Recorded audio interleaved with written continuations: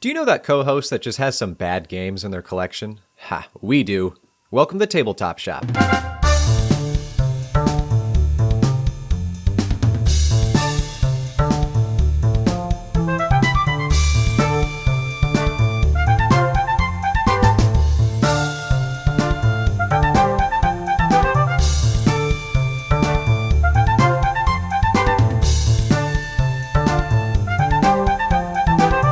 Hello and welcome back to the Tabletop Shop podcast. Today we're going to be ripping into the other person's game collection, and on top of that we're also going to delve into yet another Stonemaier game, Cody. Yet another one. I am one of your co-hosts, Nate Clark, and seated across the valley from me is your other co-host, Mr. Cody Pennington.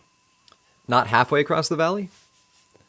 It's mostly across. It's most of the way across. I mean, how wide is the Willamette Valley anyway?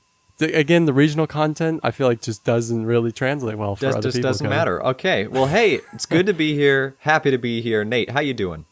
I'm a little nervous, but we'll get to that in a second. A little nervous? Oh, okay. Let me shoot your intro question here. Okay. Are you nervous because of the intro question? Nah, it has nothing to do with that. Ah, all right. All right. Hear me out, okay?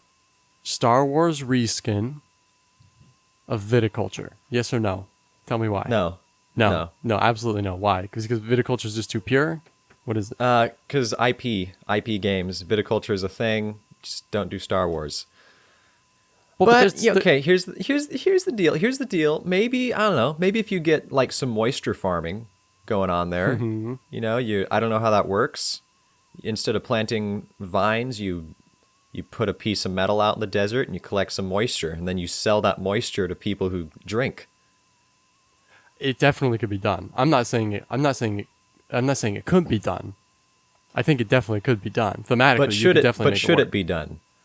Well, that's the other question. Like, right? Are you just staining viticulture by doing that? But also, yeah, it's, I Star think Wars. so. There's a handful of good Star Wars games out there. You know. But the majority of Star Wars games out there are not good. I'm willing to wager. It's probably true. But if they took on something like that, I mean, Stonemaier is going to be involved, right? And so there's going to be some quality control.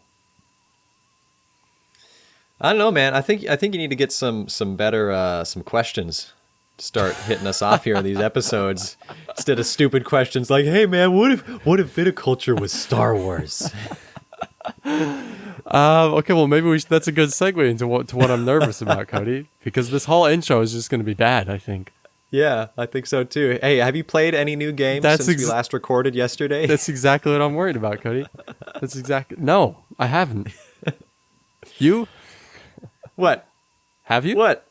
Oh. I thought you were about to be like, you, but then you didn't. You were just asking if I played any new games. Here's the thing. It's not that I haven't played any games, but they're definitely nothing new. So, like, unless you want me to talk about Castles of Burgundy and Terraforming Mars and stuff like that. I mean, I played a new game called Let's Spend Almost 5 Hours Assembling My New PC. Are you using that right now? No, I'm not, because I What? I ended at like after 10 o'clock last night, and then I was tired because I spent so long. And so the thing is assembled and functional, and Windows is now installed on it, but I need to go through the computer I'm using right now and make up a backup of everything so that I can transfer it over and then officially start using the new PC. And get this, I named it Applebane. Applebane. Yeah. That's fair. I was very proud to do that. That's fair. I was almost just refused a lease on an apartment because the guy found out I didn't have an Apple device. How is that a condition for apartment applications? Well, I don't think I was actually almost refused, but he definitely said it. So. Oh, okay, I see. Yeah. All right. Enough stupid. We haven't even talked about games yet, Cody. Should we just we don't have any games to talk about. What do you want? I'm what just do you saying want to do? It's a board game podcast. We haven't talked about games yet. So, okay. Quick. Let's talk about Shadows over Camelot. Have you ever played that? It's Bruno Catala, right? That's like one of his original designs. Oh, is it? Isn't it? I don't remember who did it. I think it is Catala, man. Catala does a lot of stuff. I've never played. It was on your list for a while. I'm interested in it, but the thing is, it's a group-only game, really. Especially if you want to play with a trader. You need like at least 4 people, if not more. Yeah. And so I played it a few years ago, and I don't really remember that much about it, other than these cool swords in a table and you do stuff. I'm sure it's a good design. I have no doubt. I don't think it's ever been remade though. The thing, like the original copy's from like what, '07 or something. I don't know, somewhere in the aughts. It's kind of old. Yeah, maybe it's due for a reprint. Do you think it was going to follow the Tom Vassell rule of good games will get a new here's the print? thing. I believe the Battlestar Galactica, the board game, is kind of a reprint. It's a similar system, I think. And so in a way, it's kind of a reskin reprint. But that's also old too. That's also like over 10 years old, maybe 15. Look at Battlestar, though. I've played Battlestar Galactica, the game, and it's very big. Well, I Takes up think a lot it of is space on the table. I think it's a more extreme version of Shadows over Camelot, but I'm pretty sure it kind of re-implements the system. It's actually 2005. I'm looking at it now. It is Bruno Catala, but don't forget Sergei Laguette. Ah, man, all these French people, man. So many French people. Teaming up, making good games. Oh, Sergei Laguette did Nidavellir. Or worked on Nidavellir. Lame. Oh, no, he was the... Okay, Sergei Laguette, I've heard your name before, but I had no idea who you are, and now I'm excited, because you make good games, apparently. So is this our segment where we talk about games that we haven't played this week? Is that what Yeah, this is? new segment that we're going to start supplementing. When we record on a regular basis now, we're not going to have any new games to talk about. But here's the thing. Eventually, we're going to run out of games of the week. Like, if we're doing... Now that we're doing an episode a week, that's 52 episodes a year. That means we basically have to be playing, both of us, 52 new games. Not like 100, 104 games total. Both of us need to be playing the same 52 games a year. You know what, Cody? We'll just You know what I'm saying? We'll just cross that bridge when we get to it. Okay, sounds good. Maybe we'll start each bringing our own game of the week to present. Oh boy, it's gonna and then get we'll just crazy. sit there and listen to the other person. That'll be great content. All right, but you know what? In the meantime, Cody, we do have a game that we've both played recently, and we're both excited to talk about it. So why don't we get on over there? I like it. Game of the week.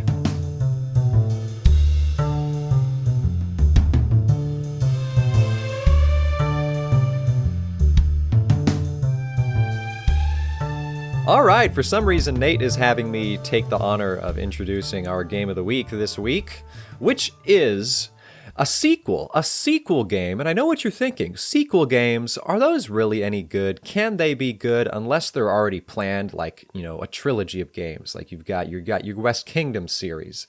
I can't really think of any other sequels that exist out there, though I know there are more. Do you think Seven Wonders Duel could be considered a sequel to Seven Wonders? I don't know what sequel means. Like it's a re-implementation of the system. It's a different version of the game. Do you want to have an additions conversation again, Cody?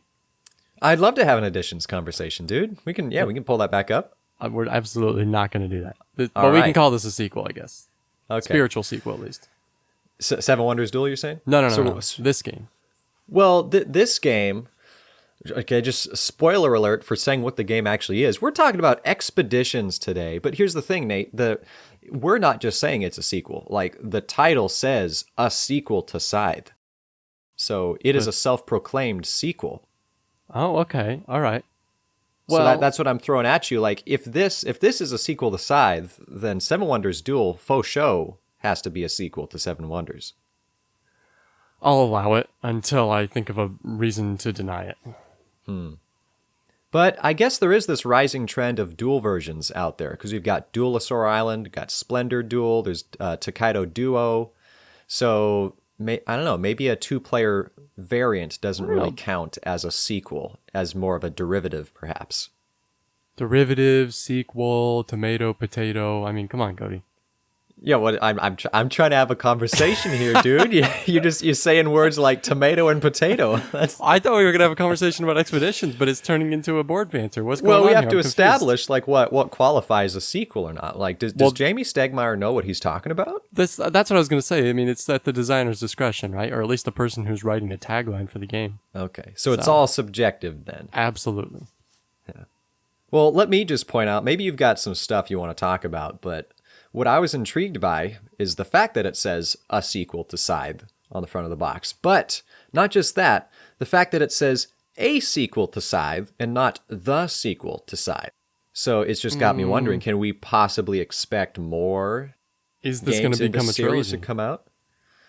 I don't know. I wouldn't really expect the trilogy. I'd wonder if it's more just an open-ended series of games. Because now at the top of the box, I don't know if you noticed, but it says 1920s plus, which is that's like the self-proclaimed name of the Jacob Rosowski universe. Yeah, right. Of like that art scheme that he's been working within. So I wonder if this is now like a licensed board game series potentially. Could be. I mean, I don't know if this. A lot of times on BGG, it'll say like what family it falls into. I don't know if that's. Oh yeah. I'm taking a look here. So under the family category, it falls into game Scythe Okay. as a family. That's being called a family now, and so we have Scythe, My Little Scythe, and Expeditions. Oh, I forgot about My Little Scythe. I don't. Yeah. That's just a kid's derivative. That doesn't Well, count. but it's still a sequel, right? Like just as much as a two-player version is a variant kind of. Well, but that's the thing. I feel like there's a difference between. Now we're having the additions conversation. A difference between sequels and derivatives. Because a lot of games out there now have kids versions of them, but I'm not going to say like, hey, if you like, Scythe, you're going to love My Little Scythe. Like, no, this is a different version for kiddos, as Okay. opposed to what we're talking about today. Expeditions definitely is in the family of Scythe. It's a similar level weight, perhaps, but it's different. I was going to keep arguing the point, but you brought it back to Expeditions, so let's stay on track. There you go. There you go. My point is that, like, Game: Scythe is a family on Board Game Geek, and both Expeditions and Scythe are categorized underneath this. So Okay. it has become an overarching kind of, thing that overarches. Be fun to try to get good old Jamie Stegmaier on this podcast and pick his brain about if we can expect more games to come. He would not tell you. Or would He he? wouldn't. All right, Cody. Well, why don't you get a little splaining on? A little bit of splaining. Okay, well, Expeditions. Yeah, it's like Scythe, but it's not. You know That's what? the whole game. This actually reminds me we might have to do a versus episode at some point, huh? Ooh, Scythe versus Expeditions. I love Exactly. that. I think I already mentioned I'm scripting out a video that I'll do that compare the two. Yeah. But for those, okay, maybe there's some people out there who are interested in Expeditions but have never played Scythe, or they may have like only played Scythe once. Maybe they're not that familiar with it. So let's just break down Expeditions for Expeditions. Expeditions is an exploration-focused game where it's still basically action selection. You have a couple different actions you can take on each of your turns, but you're going to have to split between those three, cover one of the three available actions, and then take the two remaining actions. On your next turn, you're going to have to move that split. I think you called this an I split, I choose mechanic at one point, which kind of works, but then you're going to have to basically cover up one of the other actions and now take the two remaining actions at that point. It's kind of hard to explain without just looking at it. Then it makes a lot more sense. And via those actions, you're going to be moving around this massive hulking mech figurine around this hex grid. And this hex grid is randomized. It's not an actual board. The board is the table, and then you just flip over these hexagons to form the grid for each game. Also, I'm not sure it's a grid. What's the definition of a grid, Cody? Because to me, grid is squares. I don't know, dude. Do you want to have a grid conversation now? What makes a grid? You can have a hex grid. In graphic design, a grid is a structure made up of a series of intersecting straight or curved lines used to structure content. Or curved. So if curved lines qualified, then hexes have to qualify. Intersecting straight or curved. Okay, I'll allow it. Continue. All right. So I'm glad we had that tangent. This is a hex grid with hex pieces on it. And your overall objective for the game, of course, is to get the most points, but the game ends after a player has completed 4 of a number of available objective options. And I think you place your star, your 4th star, and then every player gets 1 remaining turn, unlike Scythe, where the game ends immediately once you place your final star. But that's sort of the beauty and the magic of the game is You can win even without completing as many objectives as the player that ends the game does. You could maybe place 3 stars, complete 3 objectives, but it just means you've built your engine better. Maybe you've been playing a stall game where you're just kind of taking your time and building up a lot of points so that you're trying to make other people not end the game quick enough. You could also actually score all 4 objectives, but actually get 0 points for them. That's actually possible. It'd be really stupid, but you could do it. No, you get a minimum of 5 points per star. Oh, that's right. Okay. Yeah. Have you even played this game, Nate? Come on. I was just bragging about how we've played it recently. I forgot you get a minimum per star, but you're missing out on a lot of points if you don't put some effort in. Minimum of 5. Right. But that's one of the contributing factors is there's these quests that you're trying to complete over the course of the game. If you complete a number of those quests, don't confuse quests with objectives. They're different. Quests are these specific little cards that you have. And if you complete a number of 1 to 3 or more of them, you get in a higher scoring bracket for how many objectives you've completed. For those who have played Scythe, this is similar to the popularity track, where the higher your popularity is, you're in a better position to score more points off of everything else you've done in the game.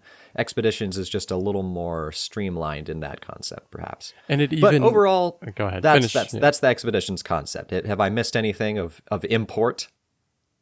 Of import. Well, I was, maybe you have, maybe you haven't. I was going to continue on a thought here, which is that Expeditions also uses the same heart symbol that Scythe uses for basically the same concept within the game. And that's kind of reminiscent of the Garfield games using similar iconography. Now, there's not as much crossover iconography here, but there is some. You've got the map tokens, you've got the hearts. There are some things that are crossover between, as far as the iconography goes. And I like that if we're talking about a series of games, right? I like that we're kind of having some consistency. Not that it necessarily makes the game easier to learn, because it's very minor things, but it's kind of a nice little crossover thing, I think. Yeah, I like that too. It definitely plays to anyone who's played the previous game. It's like a sequel. Yeah, I don't even know if I'd say it's like an Easter egg, but it's kind of like a little... Maybe it's laziness, actually. I don't know. I don't know about that. Doesn't have to be a positive thing necessarily. Probably falls in the sequel scheme, because the point or the coin symbol is the same thing. I think even the mech symbol is the same, which you don't really see on the board anywhere, but I think maybe it's in the rule book. Yeah, I forget whatever else is a crossover. Well, along those same lines, the art is also a crossover, and it's phenomenal, absolutely phenomenal. I feel like it really comes to life in this game because you have all these different hexes, and the majority of the hex is taken up by a specially designed piece of art for that hex. Mm-hmm. So the art is really dominating the game here, and I love it. It looks amazing, and it's got kind of this horror kind of Cthulhu-y, vibe to a lot of Cthulhu-y. It. And it's very much in the Rise of Fenris vein. There's a lot of neon stuff happening that's juxtaposed with the very dark backgrounds and bleak winter kind of, and the further you go out into the board, the darker the hexes get and all this stuff. Yeah. It's a very interesting vibe, and I absolutely love it. I want some movies, Oh, dang. If that IP could get licensed out, that potentially could be some dope films. Yeah. Yeah, and the art is not just on the hexes, it's on all the cards too. You have this big deck. It's not a massive deck, but it's a moderately sized deck with every single card is unique, and it all has unique art, which is always cool when you have a completely unique deck of cards like that. It is all 100% unique? There's nothing, no copies? I'm pretty sure. I don't see, with how everything is themed out and schemed, I don't see room for having duplicate cards like that. And I haven't noticed any duplicate cards.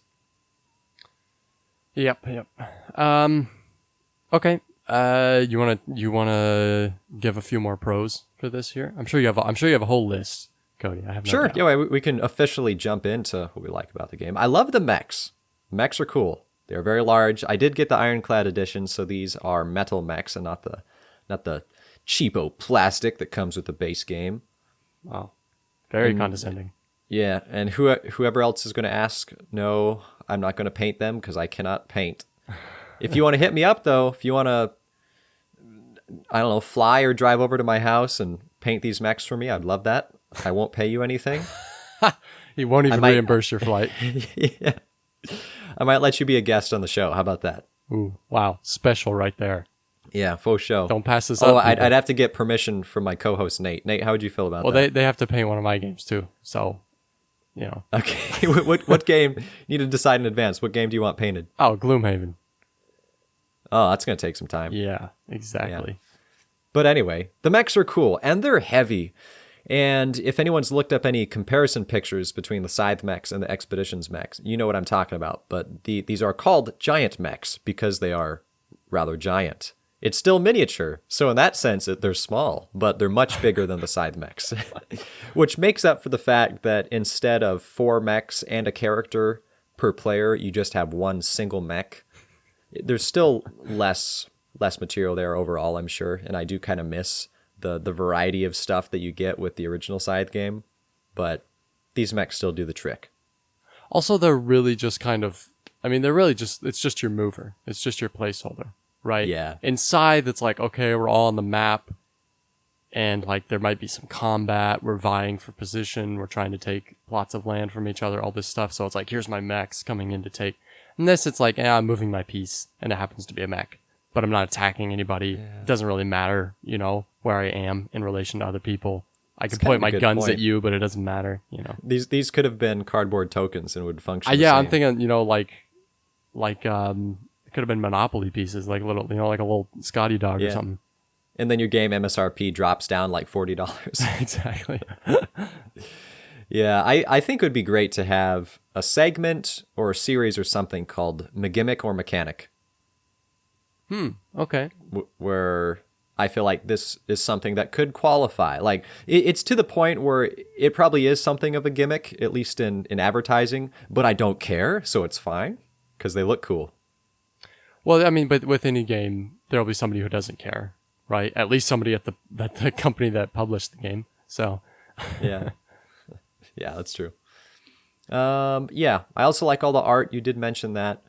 I like the different methods of point generation, Brothaniel. Any game that allows you different ways to score points is excellent, but not just different avenues to victory, I guess, but just all sorts of, well, yeah, I guess different avenues to victory, different paths you can approach, different things you can focus on, to the point where every game you play could be a little different. You might try to focus down a certain track this game and then focus down a different track the next game. You kind of realize that, vanquishing, you can get a lot of points off of vanquishing because every tile that you vanquish, you get 2 points for at the end of the game, which is a decent amount. Every item that you graft or upgrade to graft, I'm pulling some Dune Imperium lingo here now, but every item that you upgrade and attach to your mech, they come with inherent points that we're worth. Where if you're focusing on doing other things in the game, you may not necessarily earn those points. But you know what's funny? So, what? When we played Expeditions, our 4-player game, those 2 things were the things I focused on, vanquishing and upgrading. And I still lost to you, so... So Kirsten and I made this interesting mutual agreement when we were playing. We're like, okay, we just kind of want to have fun with this one. We're both going to kind of delay placement of all of our stars to end the game. We just want to get really big scores. And I'll admit that I got a little bit lost in that, and then Kirsten pulled a fast one on me and ended up winning. She got like over 100 points, I think. Wow. Yeah, she did really good. But also, of course, in a 2-player game, points, it's one of these games where points are going to be, there's going to be a lot more going around for everybody to take part in than in a 4-player game. I don't know if that's going to have much of an impact on Expeditions, though, because the game's going to take longer, but that gives each player an equivalent number of turns to potentially get an equivalent number of points. No. I'm not saying that the disparity will be larger. I'm saying that the actual points you score will be higher. No, that's also what I'm saying is I don't know if that's the case necessarily, because Scythe, I think that maybe is more the case because there's more competition for territories, and territories are going to produce points at the end of the game. But this one, everything you're doing is very solo. It's very solo, but there's... Yeah. I'm thinking at least from a I guess vanquishing perspective. I guess, yeah, the vanquish tokens are going to be more competitive. What else is competitive in this game, actually? Not much. It is is honestly, the it's thing. not much. It's more solo than side, for sure. You can. So here's a spot where it did come up is what's different. One of the things different between expeditions and scythe is that you don't just automatically place an objective star for completing a given objective. You actually have to then be on a space and take a gather action to activate that space to let you place one of your stars. Right. Which is yeah. it's a little bit different. But what that also means is there are a limited number of spaces in the game that let you do that. So Kirsten, on her turn where she placed her 4th star, she landed on the spot that I needed to go. And I wasn't close enough to any other star to like go and complete one. So she actually boxed me out and established a few more points off of that, which is really strong. All right, well, let's bring it back in before we get too lost here in personal anecdotes. Well, that's what I'm saying about the game, is you're talking about the competitive nature. Scythe, obviously, there's actual combats going on. This game is a bit more of a blocking mechanic. So I was perhaps. that's one thing I wanted to, this is actually kind of a negative thing, so maybe we'll be all over the place a bit here, but Okay. I felt like in a 4-player game, that is basically almost the only interaction is how much you kind of block the other people's spots. And I felt like it happened more often than I would have liked in a 4-player game. So what do you think about 4-player and how, I'm guessing obviously it was better at 2, right? I don't know, dude. I know that your wife, Anna, was kind of complaining that she kept getting blocked by lots of spots. I didn't really notice that the first game that I played. And honestly, I didn't notice that much of a difference between a 4-player game and a 2-player game for competition of spaces. Just because there's so many spaces and your mech speed is always up to 3, so you can get around the board if you need to. Yeah, it may mean you have to pivot, but there's lots of places you can pivot to. I will say, like, compared to Scythe, I like having fast mechs. It's like, oh wow, Yeah. I can move like a decent chunk across the board in one turn. Hey, and you turned down that first game. You turned down the mech that gives you a speed of up to 4 because you thought it looked dumb. I knew nothing about the game yet, Cody. And there were instances in that game where I wish I could have moved forward. I Okay, back expect to you the to know good. every aspect of the game before you choose your mech. Back to the good. All right. I like the action selection thing you were talking about, where you have 3 options, but you have to cover one and take the other 2. I like that a lot. I think it's really frustrating. It can be really frustrating, but kind of in a good way, where it's like, well, I kind of want to, most of the time, not all the time, but most of the time you want to do all 3.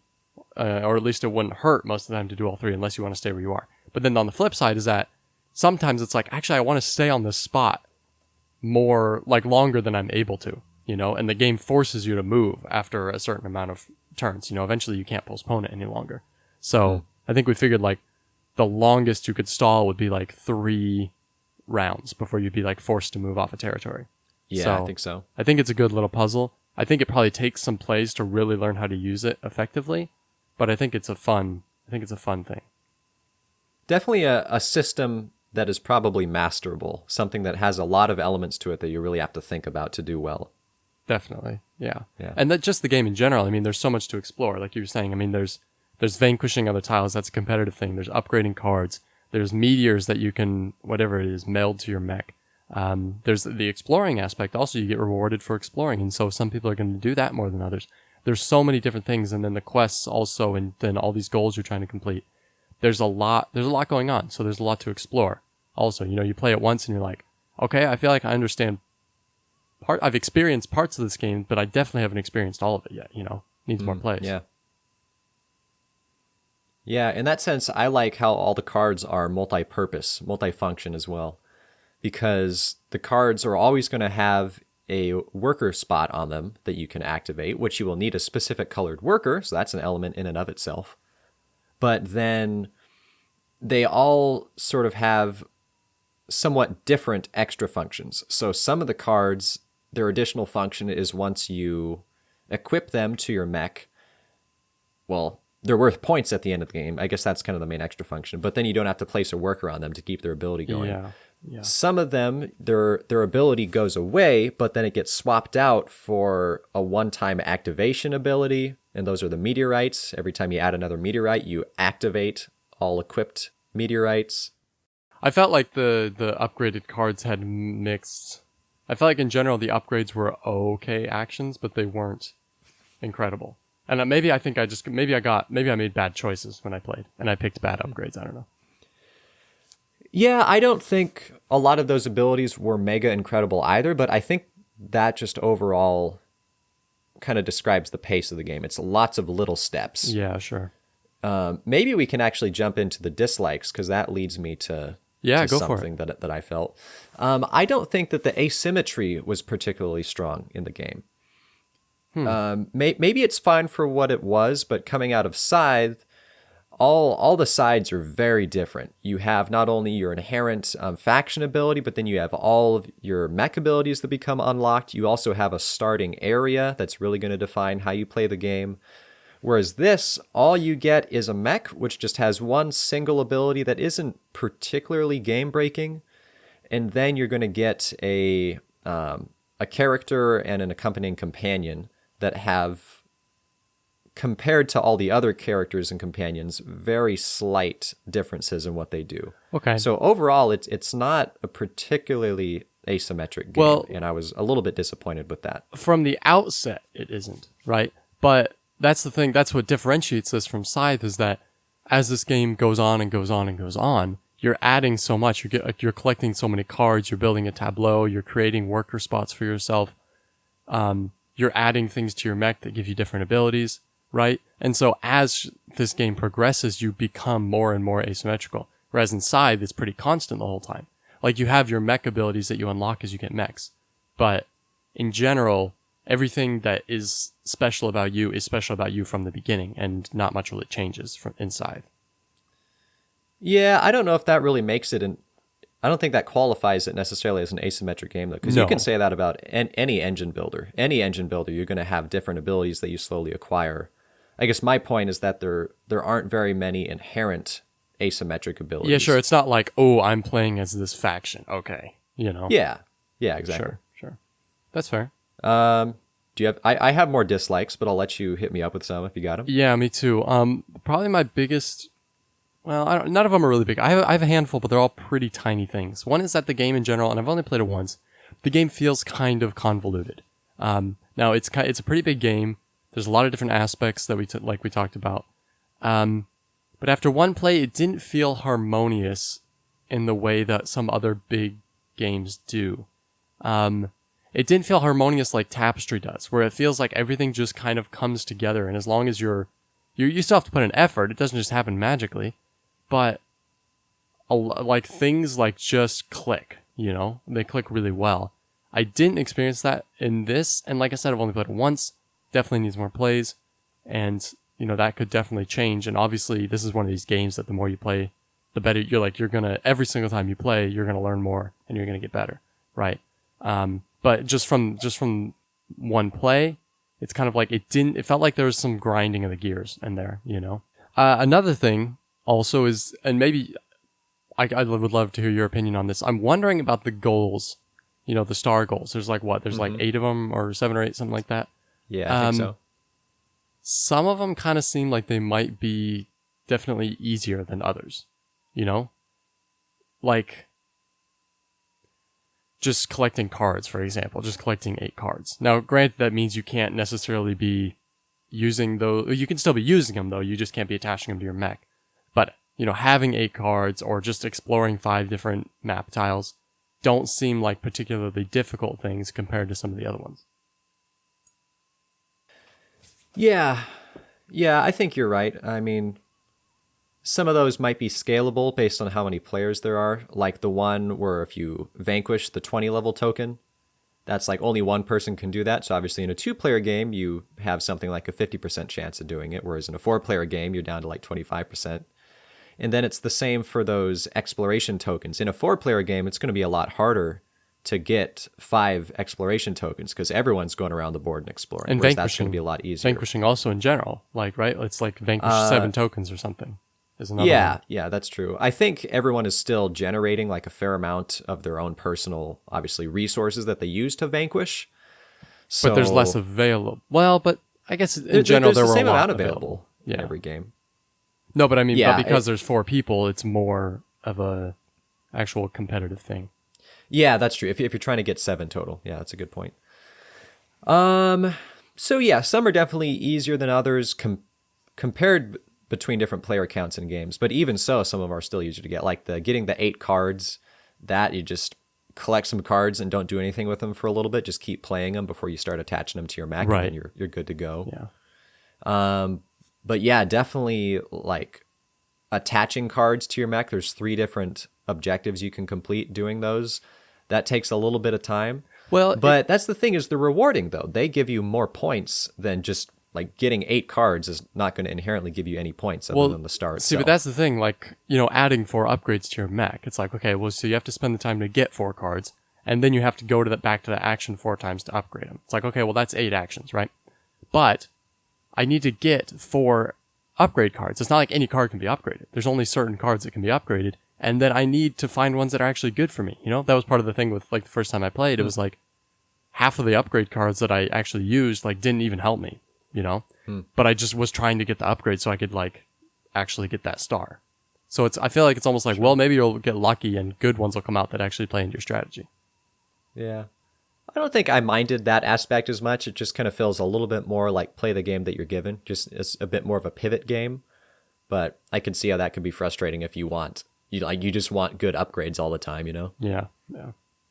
Last thing for me, speaking of upgrades, Do it. the ironclad mechs and their little silicone stands. Yeah. Yeah. Take it away, Cody. They didn't work out super well. Apparently, Jamie Stegmaier is aware of this event, and supposedly the manufacturer told him that after a couple of weeks, they should settle and work Really? out well. There are some forums where people recommend you just kind of manually with your hands stretch them out, or even heat them up a little bit with like a warm coffee mug or something, and then attach them to the mechs.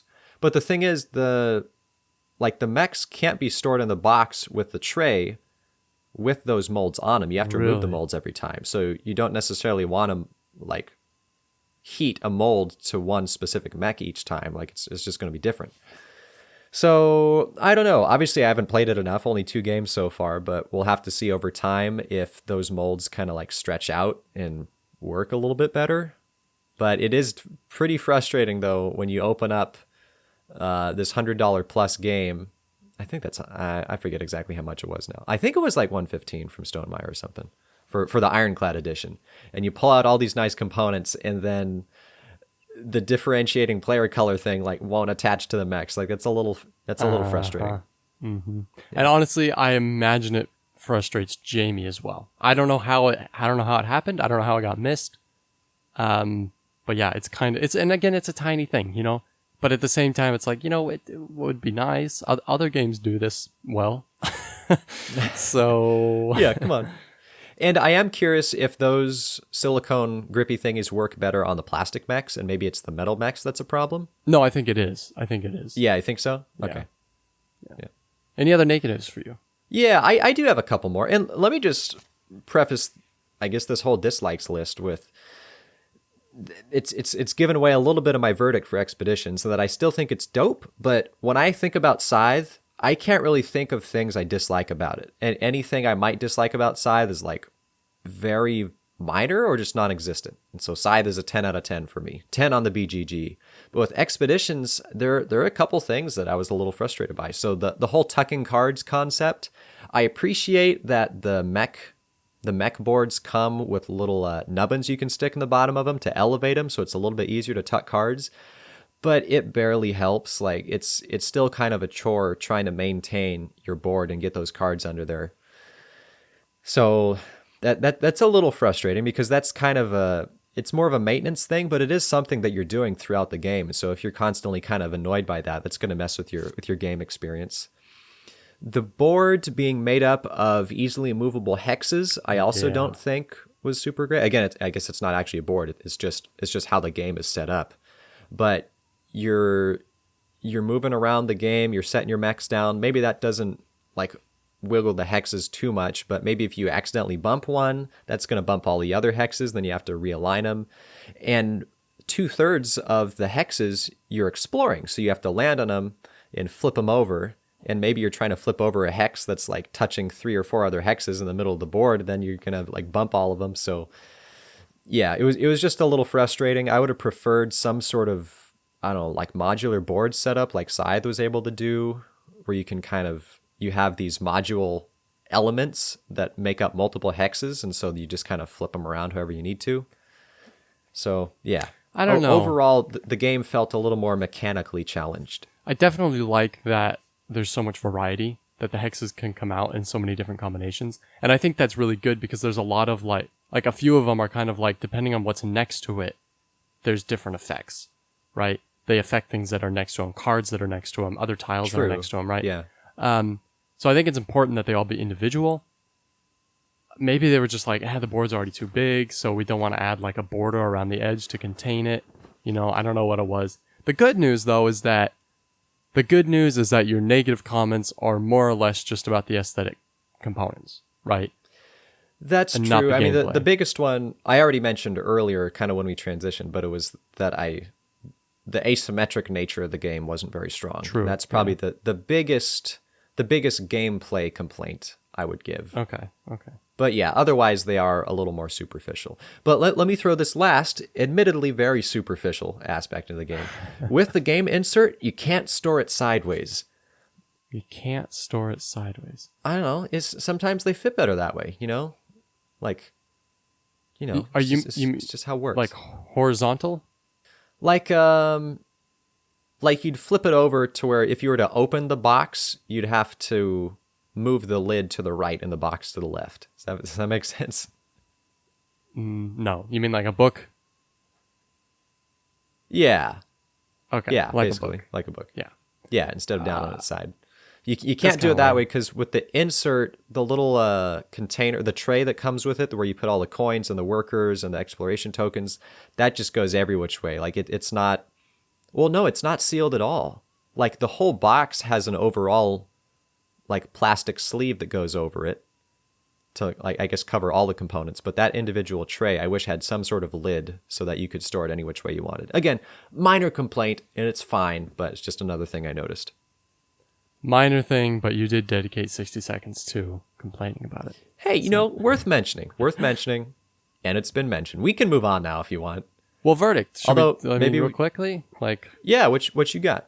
I mean, overall, I think it's good. I don't know if I'd say great. I think it's good. I think it deserves a lot more plays. I said this last week about Fort Gardens. I thought it was an okay game and that it deserves a few more plays. I think this is a very good game and it deserves more than a few more plays. And I would definitely love to do that. Yeah. Yeah, I landed this pretty high in my top hundo. I think it's entered at 16.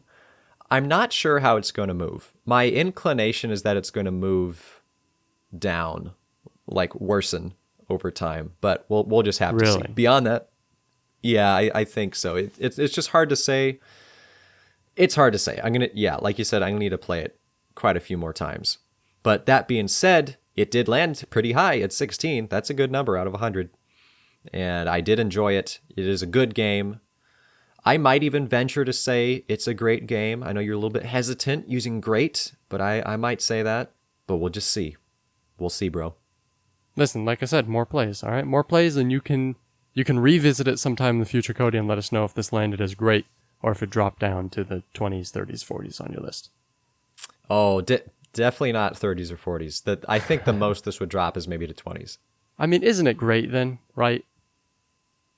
Let me look at my list and see where I would define Relatively. greatness. Is it relatively great?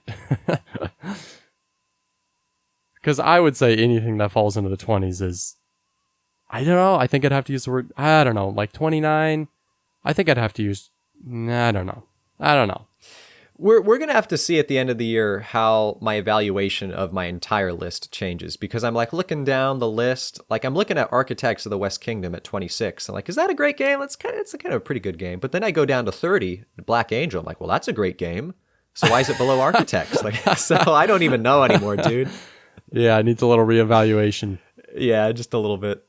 Well, enough about that, Nate. How about we get into our thrilling board banter for this episode? Yeah, our board banter. So it's another list, and today we're going to be talking about the top 3 worst games in Cody's collection. No. In the others collection, not just mine. Oh, really? Although- I thought this was a process of you like doing some some introspection into what you own and if you should own it, Cody. I mean, I sell games on a fairly routine basis, so I feel like I'm already there, bro. There's a very strong turnover rate in your game room. It's like when a game enters, he doesn't know when he's going to be back out on the street again, you know? It's like a really bad foster care home. Thanks, dude. Yeah, there might be some odd caveats with this too, because who knows, maybe you picked a game that you didn't realize that maybe I didn't update my list that I don't own anymore. But it's possible, we'll see. But I don't think so. I think that your list is probably going to be more interesting than mine, because I actually had a tough time going through your list, because I haven't necessarily played all the games on your list. So the ones that were the worst, I don't think I've played. And then beyond that, you don't have a massive list. It's fairly refined. Because of my situation in life, it's been pared down a little bit. Yeah. So your list is definitely top 3 worst, not top 3 like terrible games that Nate owns. Yeah. So, right. Yeah. Okay. Yours is kind of like both. So maybe I should. Okay, thanks, dude. Maybe I should go first then, assuming your list is going to be somewhat more impressive than mine. Sure. Okay. But also that means my list is more impressive because your games are less impressive. So thanks. Yes, I think. All right, go for it. Okay, my number 3 of your worst games in your collection. And it's not a very impressive number 3, but it's Blood Rage. And of course, it's a considerable game, a famous game, but what's not very impressive about it is as a pick for a worst game. Mainly, I had a tough time going through your list, so I just had to pick this one because I don't think it's a bad game. It's just a game that I know I don't enjoy, with the very aggressive area control and moving back and forth. I think it's a quality game, but just not a game I appreciate very much. It is a stressful experience for me, and I like having fun while playing games. So that's why this is hitting your number 3. Well, it's a different type of stress, right? It's direct player interaction stress instead of like just managing a puzzle stress. Yeah. Right? Because there are some very stressful games that you own, but they aren't mean, you know? So it's a different type of stress. It's a more welcome anxiety, I suppose. Well, it's more manageable, right? Like you're in control mostly. Yeah, and you're not afraid of someone just pulling a fast card and then just be like, boom, check this thing out. I have this. You didn't expect that, did you, nerd? So whether, like, obviously this game's ranked very highly, loved by many, but this is a personal list, right? It's a very subjective list. And also the games that I've picked for you are all very popular games. Because in general, you don't really own crap, Cody. You know, I got to give it to you. Thanks, dude. I appreciate that. However, in my opinion, like I have no interest in playing any of these games again, and I don't like them. So, you know, it's kind of so everyone's going to be upset at your list, is what I'm thinking. So my number three, maybe I might break some hearts on this. My number 3 is a game that possibly has never been mentioned on the podcast. Actually, this is Century Golem Edition. Listen, it's kind of a cute game. All right, I'll give it that. I have no respect for it because it's just a reskin, like it's a retheme of the exact same game, Century Spice Road, and so it's kind of like a cheap, like cash grab in that sense for me. So that makes me. But as far as like the actual game itself, for me, it's way too simple, way too straightforward. You know, it's just like collect some jewels and then buy some cards. You know, it's not very interesting game. So I don't know how you feel about it. I don't know how long it's been since you've even played it, but like I played it once and I was like, yeah, never again. Okay. Yeah, I don't particularly enjoy it. I don't think it's a terrible game, but it is one that I just keep on hand as an easy game to play with new gamers. That's fair, but how many of those games do you own? I don't know, like 4 or 5 maybe. Okay. Because I would say like for me, I think it's good to have at least a couple games in your collection that are accessible to people who haven't really played games. I think that's important to be able to play with people that don't really play hobby games. But I would definitely never own more than a couple of those because they aren't games that Anna and I would probably play very much with each other. Yeah, So- it's not something you want to collect for sure. Right. But other people may want to, and you know what? More power to them. But the thing is, these are games that I didn't purposefully collect to have as an intro game for people. They're just games that I thought might be good and then wasn't super impressed by, but it's like, well, it's a pretty light game. I can use this to teach new peeps. All right. Yeah. All right. My number 2, getting a little more realistic here. Dale of Merchants. Yeah, bro. I figured this would be on here. Yeah, here's the thing. It's a deck builder where, in a weird way, building your deck doesn't really matter. It matters in some senses, but most deck builders, you're getting rewarded with points based on what you accumulate in your deck. Not so in Dale of Merchants. It's just a race. It's just a fake reskinned race. You know, maybe not reskin. It's a race. It's a game in disguise. It's a game in disguise. So you mean it's a race in disguise as a game? Yeah. Okay. It's a sad excuse for a deck builder. That's what I'm trying to say. Okay, so it's definitely a deck builder, but I think maybe it falls more into the category of like deck management because you're trying to maximize, like in a way, you're not just trying to collect the best cards. It's like you want to use the cards you get very efficiently. Like the less cards you have in your deck at the end of the game, the more efficient you were in the game. If you won. If you lost, you're probably just terrible. But I can, it's weird, you know, it's definitely not a normal deck builder. It's a weird twist, I will admit. Yeah, it's all about, it's getting the cards out of your deck onto the table, which is weird, and then leaving them there. But it's a fun balance because you have to get cards out of your deck in order to, like, you know, continue in the race. But you have to keep bringing cards into your deck, and they need to be the right cards that work with the ones that are still in your deck. Deck. Yeah. Yeah. It's an interesting take on deck building for sure, but I played it a couple times with you and just not really for me, bro. Well, you know it's not an interesting take on ratchet movement, Cody? What? Takedo. Yeah. This game sucks, man. This game's terrible. It's like, listen, okay, it's like, sure, it's like a nice, like, calming experience for people. They like the art or whatever. They like the minimalist, like, hey, here's the picture of the box, like, picture of the art, it's like super tiny on the cover of the box and the rest is just white. Like some people like that. That's fine. If it calms them down, whatever. But the game is boring. Like, it's just like collect some stuff and move on a track. It's like barely better than like a roll and move. Like you have more control over where you move, but there's still nothing interesting happening throughout the whole game. Yeah, it's aight. It's aight. Is this even in your top 100, Cody? Please tell me it isn't. I'll be really sad. Of course it is. Oh, yeah. I'm going to guess like 50 something. Oh. That is such blasphemy. Where is it? So terrible, Cody. It's 60. Number 60. Yeah. No. it's not bad. Not that good of a game.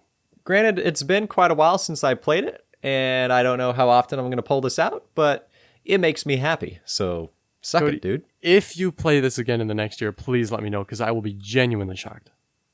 Especially because it doesn't play well at 2 either. That's why they made a duo version. Yeah, I guess it is better as 3 or more. But I also don't want to get Takedo Duo because it's ranked like really terribly. Well, also, apparently it's not any more complex than the base game. It's just like better. It just works better at 2, basically. Yeah. Literally just the 2 version. All these other games, you know, Splendor Duel and Seven Wonders Duel, they're like, they're designed for 2 players, but they also are more complex than the base game and more strategic. And I've heard that Takedo Duo basically really isn't. Or if it is, it's just a really small step. So, and this needs a big step to be even worth playing. So, hey, to each his own. That's what this and list is. that's why we're making this list. That's what every list is, Cody. It's why we do them.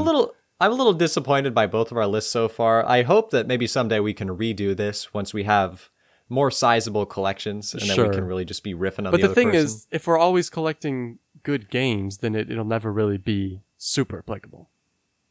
How about we could eventually do like top 3 worst games the other person introduced us to? So they don't necessarily still have to own that game. Okay, that's there's gonna be a lot of memory in that, Cody. A lot of memory. Well, you just got to go through your list of games you've played and just try to remember who introduced you to it. Yeah. All right, well, this is my number 2 is getting way too long here. So All right. My number 1, we're playing again on the deck building train, and this is more of an atrocity than the previous one. Lord of the Rings, the deck builder. Fellowship of the Ring deck builder. this can barely be on your list because it spent time in your collection as well. It did, but not for long. This is a deck builder where you don't play the game, Nate. The game plays you, son. That's what it is. No rebuttal. Again, for it's that. the serenity prayer. God, grant me the serenity to accept the things I cannot change, the courage to change the things I can, and the wisdom to know the difference. And there's a little asterisk right at the end of that prayer. And this all just refers to Lord of the Rings, the Fellowship of the Ring deck building game. Listen, all fair criticisms, Cody. Really, I have nothing contrary to say to what you're saying. Other than that, sometimes you just need an experience where the game plays you. Nah. Just nah. But no judgment, really. I mean, no judgment. Yeah, we've talked about this game before. Was this a game of the week at one point? Mm-hmm. No, I don't think so. Was it? No, it Maybe almost not. was. It might have been on the schedule, and then it got demoted, and then now it's like not even on the schedule. So, I mean, it's fun with it being Lord of the Rings, and that's cool. And there is no card art in the game because they're all just movie screenshots is all it is. yeah, it's a very cheap production. Tastefully done screenshots. Honestly, yeah. I think I acquired this at grocery outlet. Not even kidding. So it's that What? kind of. It's that kind of. Nah. It's one of these like reject things that just ends up in a discount grocery store. You know. You didn't actually get this at a grocery outlet, did you? I actually think I did. I'm They not don't even sell kidding. board games. What No, are you but talking about? sometimes they have these like random things that circulate through. I'm pretty sure, man. I know it sounds Wow, wrong. I know it sounds weird. Like, Lord of the Rings deck building was already down there, but this just, like, makes it pathetic. It's a If grocery that's outlet where you edition, found it, man. was a grocery outlet, a place that doesn't even sell board games. All right, that's fair. That's fair. All right, then. My number 1. Can you guess my number 1? You probably could. Your number 1 for my list? What's It's the not Blitzkrieg, worst game is it? you own, Cody? Worst game I own. To go in my head through my list. What could you possibly despise? Ooh! Well, wait. Does this have to be a game you've played? What? Yes. How could I include something I haven't played? Well, I mean, I would allow you to make fun of Catan the Dice Game if you wanted to make that the first one. No. As a matter of integrity, I couldn't include something on this list that I haven't played. Okay. This is Paolo Mori's Blitzkrieg. Oh, so I said that. You didn't You say said anything. that? Oh. Yeah, I said No, I Blitzkrieg. must have talked over you, which, to Okay. be fair, probably happens more often than it should in this podcast. Yeah, pretty frequent here in this podcast. Yeah, Blitzkrieg, man. I mean, it hasn't been that long since we talked about the miserable experience that was Blitzkrieg.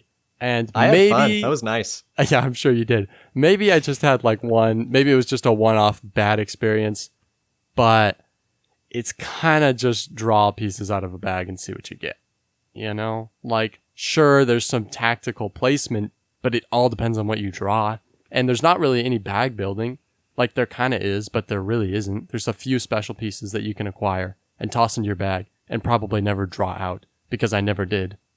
So, there's a lot of luck and a lot of pain and a lot of anger. And you could probably insert You know what's really weird any is other negative emotion. I've played this like 3 times now, and each game I've not felt like it was a luck-based experience. I thought it was a lot of...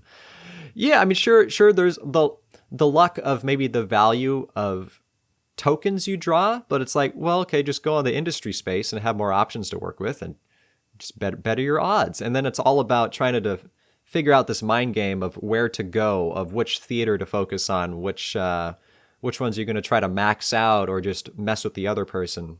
So, you know, To me- I think there's a lot of ways to counteract the luck of the game. To me, it feels like a disappointing prototype.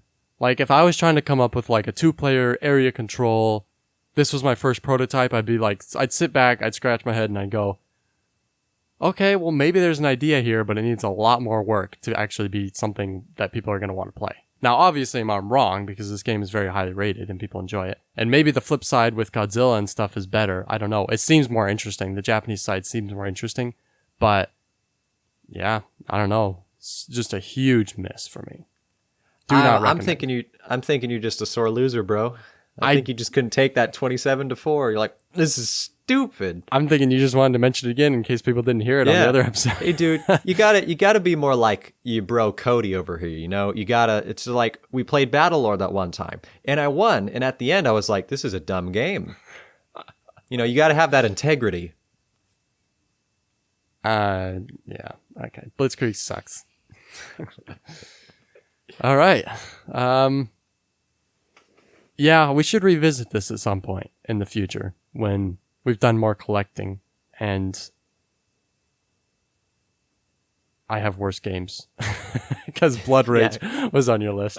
So yeah, keep getting bad games too. I mean, I'm sure like Dear Lord or something like that would have made the list, but I just haven't played it. So that's fair, and I know that Dear Lord would be on the list if you had played it. So yeah, that's fair. Yeah. Or Claim, for example. Claim, the game that I couldn't even explain on the podcast. I just like gave up. It was impossible. Yeah, it was a noble effort. No, it was just sad. It's just sad. Yeah. And remember, the best sequel of all time is still Johnny English Reborn.